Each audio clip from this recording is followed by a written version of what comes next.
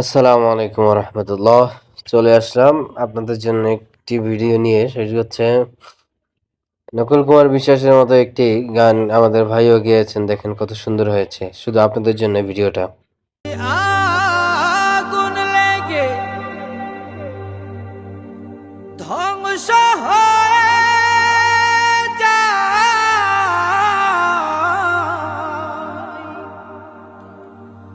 ধ্বংস হয়ে যায়। যদি আগুন লেগে ধ্বংস হয় পৃথিবীর সব বইয়ের দোকান, তবু বিশ্ব থেকে হারাবে না পবিত্র কোরআন। বিশ্ব থেকে হারাবে না পবিত্র কোরআন। করবে কেমন করে কোরআন ধ্বংস আগুনের তেজ? করবে কেমন করে কোরআন ধ্বংস আগুনের তেজ?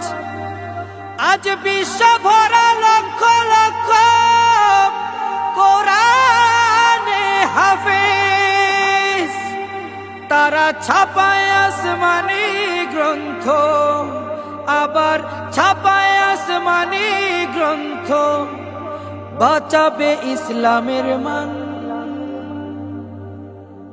বিশ্ব থেকে হারাবে না পবিত্র কোরআন।